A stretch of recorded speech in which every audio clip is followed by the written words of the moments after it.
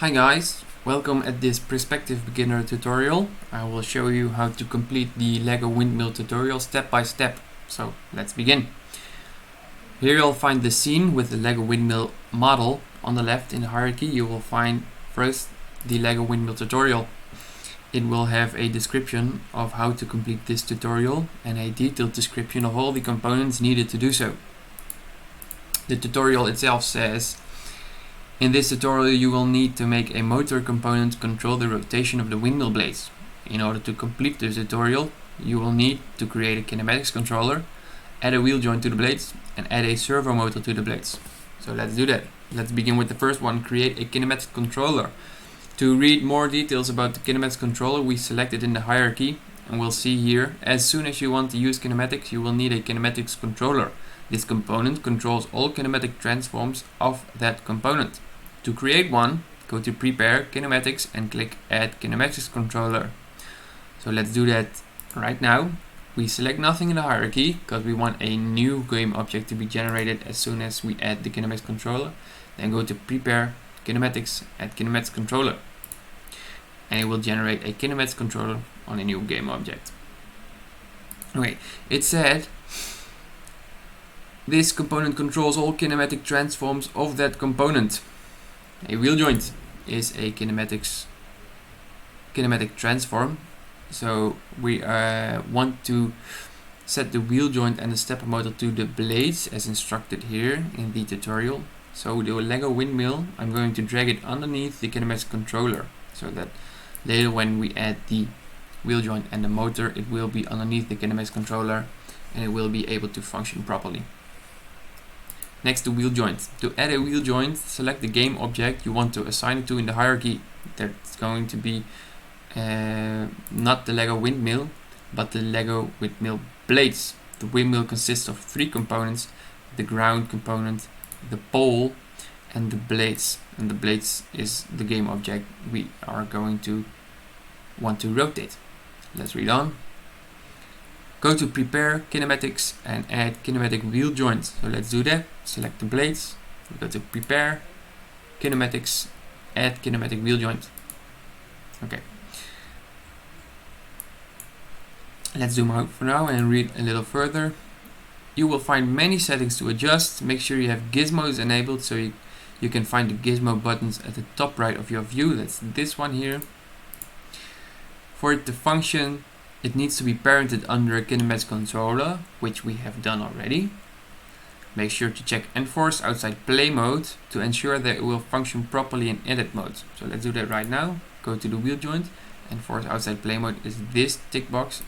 Enable it. You can set the axis and forward direction to control how the wheel joint will be able to rotate. Lastly, you can check limit rotation to apply kinematic limits to the wheel joint. Okay. So we have the blades. Currently it has this large blue gizmo. That's because the radius of the wheel joint defaults to 1. But since this is a small model, I'm going to set it to 0.05. Okay. As you can see, this currently doesn't describe the proper rotation of the blades, because if I'm going to rotate it now, it rotates in this axis and not this one. That's clearly not right. That's because the axis direction depicted by the green line is currently facing upward, and the forward direction is the green line is facing to the left. We want the axis direction to face forward. So in axis direction, here in the wheel joint, unfold this one, axis direction, select in vector forward. And you will see that the gizmo changes so that it follows the preferred axis of the blades.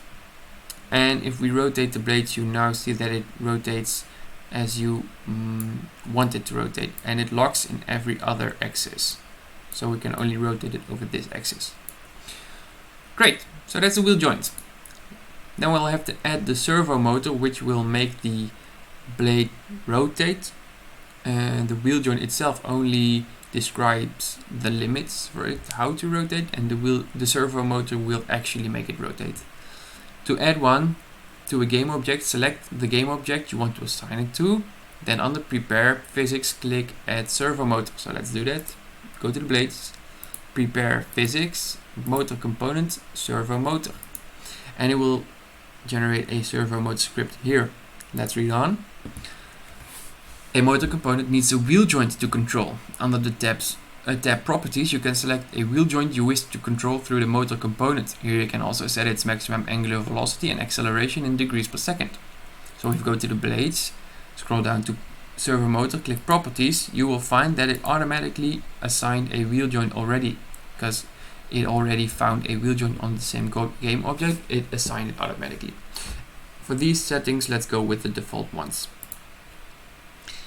Let's read on.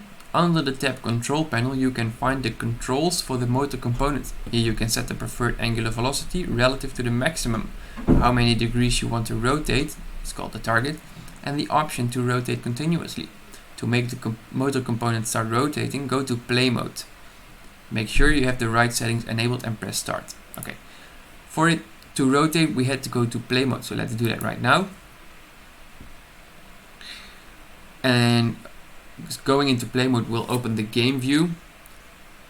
In the control panel, set the velocity is set to 1, that's relative to the maximum velocity, so it will rotate at maximum velocity. And let's tick continuous rotation, because we don't want it to stop until we tell it to, and then simply press start.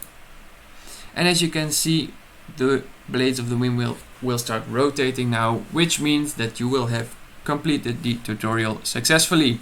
Congratulations and good luck!